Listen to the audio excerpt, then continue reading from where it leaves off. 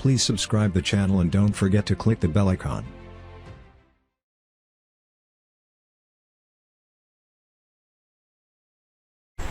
Bismillahirrahmanirrahim. Welcome to Botanica. So previously we have discussed about various requirements of the lab of plant tissue culture, and we have discussed a little about the culture medium which are used in the plant tissue culture, their purity, grades, their chemicals, how they can be obtained, what are the sources, what are the companies which are providing these particular chemicals which are used, which are plant tissue culture grade chemicals. So now we are going to discuss about the protocols or the procedures which are used to prepare the medium.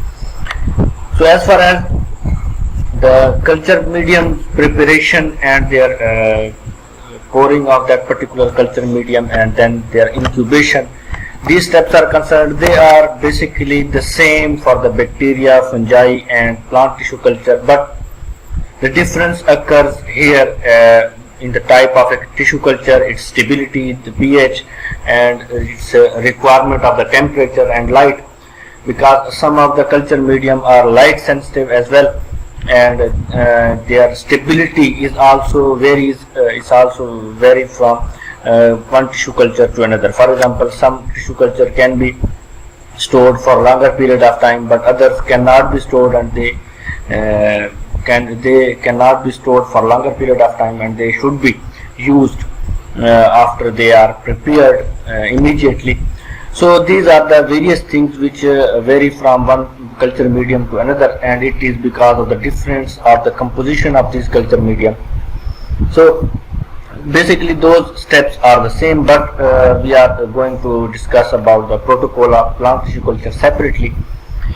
So the medium which we have prepared, which we are going to prepare, it can be distributed in culture vessels in which we are going to culture that particular plant before autoclaving, and we then autoclave that particular culture medium in a culture vessel in an autoclave, or the container and glass, but we have the glass equipment, that particular thing can be autoclaved separately in the dry sterilization, what we call.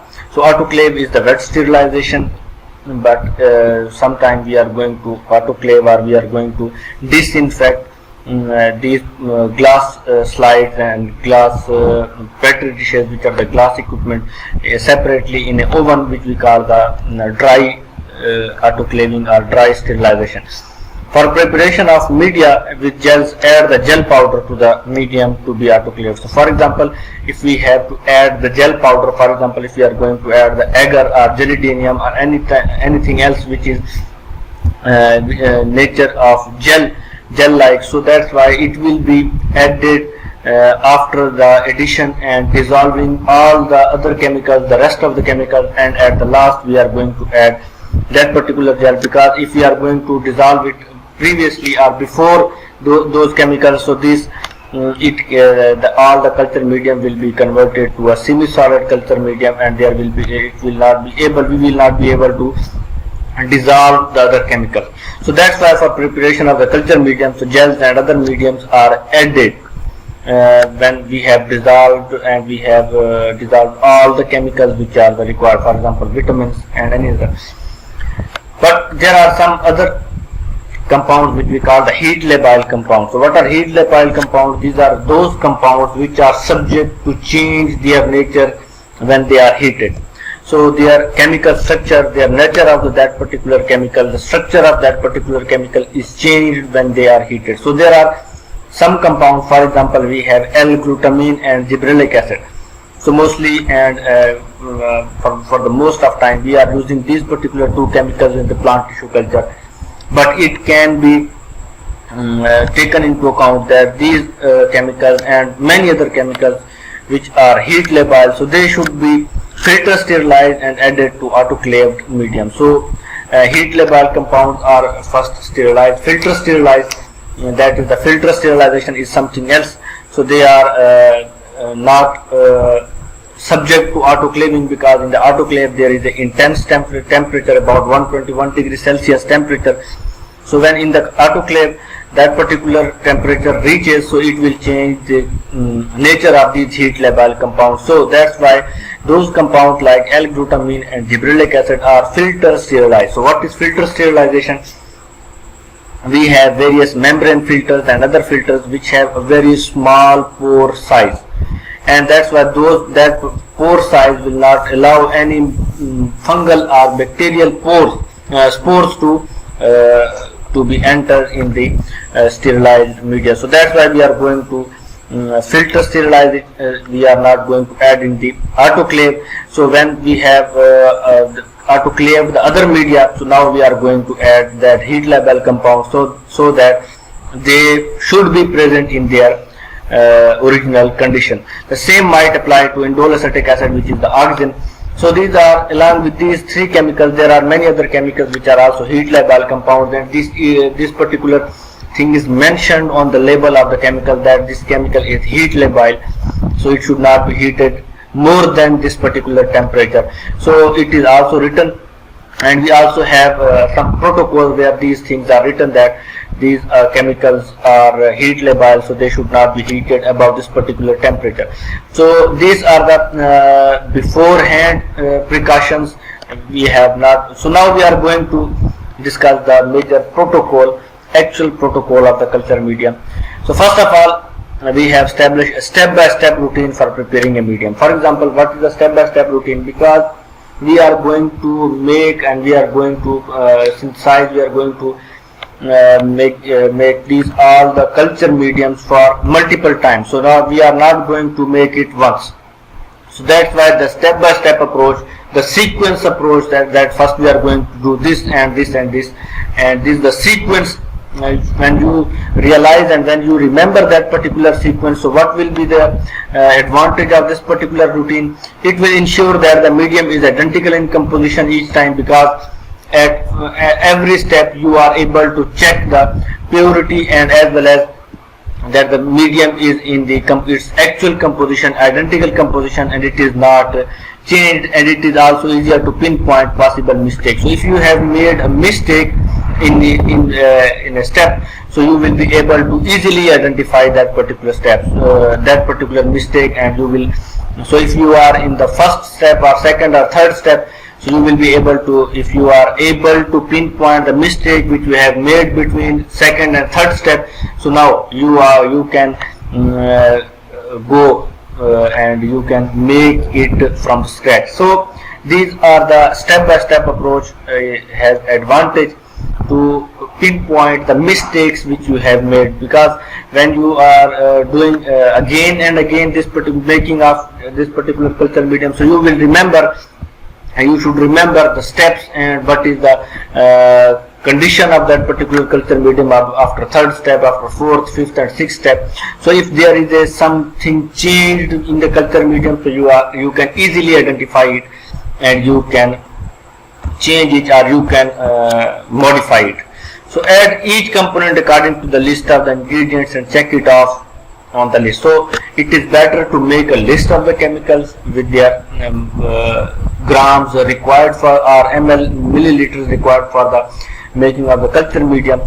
So these components should be written, or their list should be made, and when you have added that particular chemical, so tick it or check it, and now that or mark it that we have added this particular chemical. So it will also make your work more easier. So each ingredient must be completely dissolved before adding the next.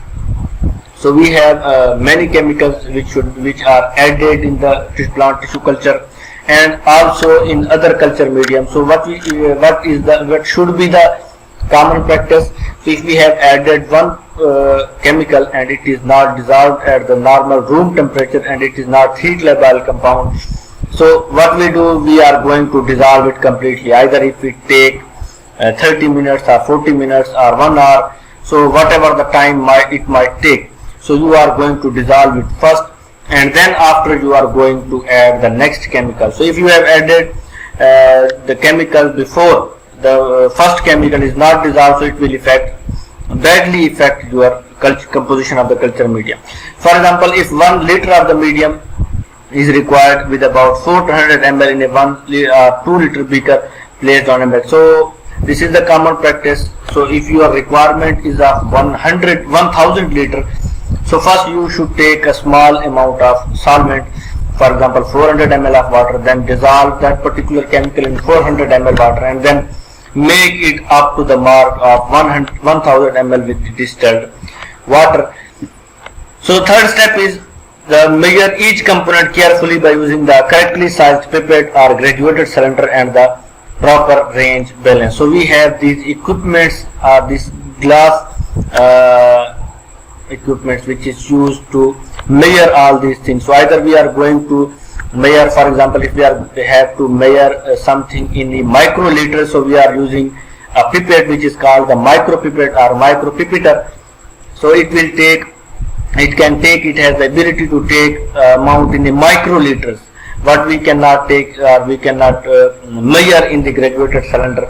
In microliter, in graduated cylinder we can measure in a ml or milliliters or mm. So either we are going to use the pipette or we are going to use the graduated cylinder, and the balance should be of proper range. For example, if we have to measure or balance about, for example, 400 grams of the chemicals, and the limit of our balance or the range of our digital balance is of 300 grams, so it is not possible. So you for this particular purpose you have to weigh your chemical twice, but it is more accurate, more sophisticated to have a proper range balance which should be used in the plant tissue culture experiment. For example, a 1 ml solution should not be measured out in a 10 ml graduated cylinder, for example.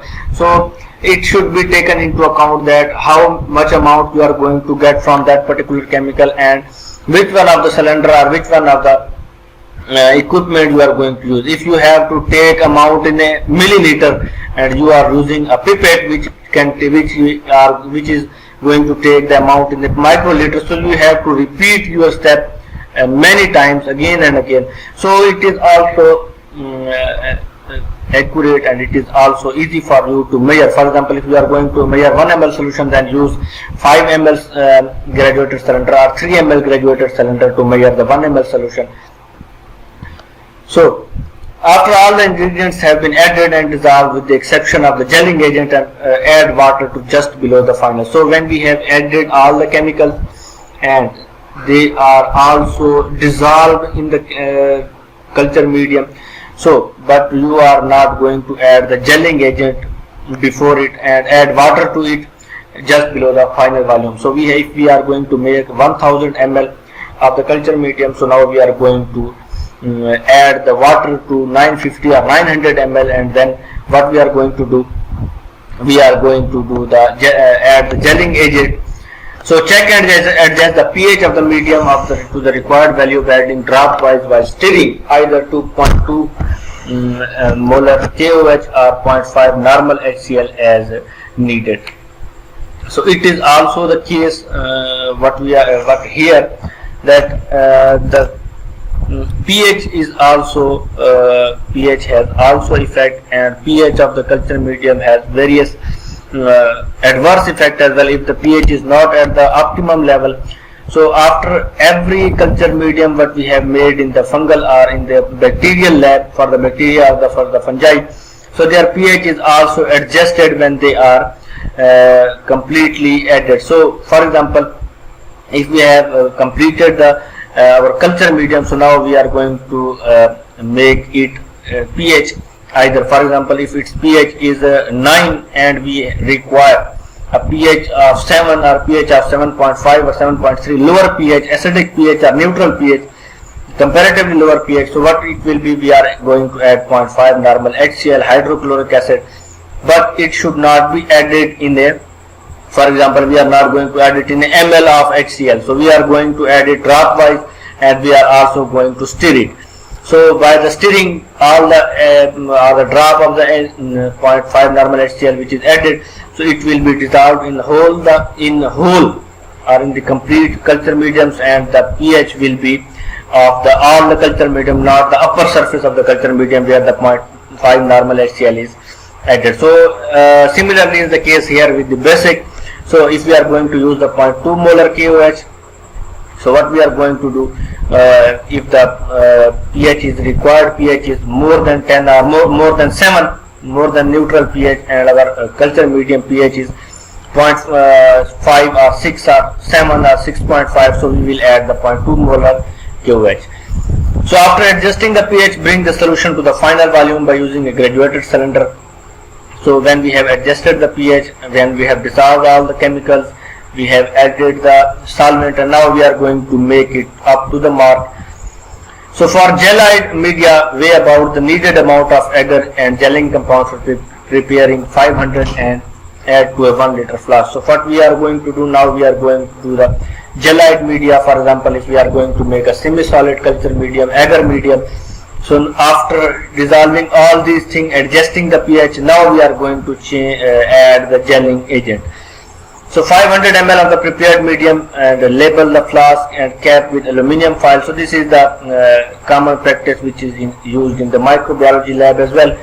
Repeat the procedure with this. So what we are going to do, we are going to do make the gelling agent, and then we dissolve it, or when we pour it, then we are going to pour it into our actual culture medium. So we are autoclaving the media. So these are the requirements for the autoclave.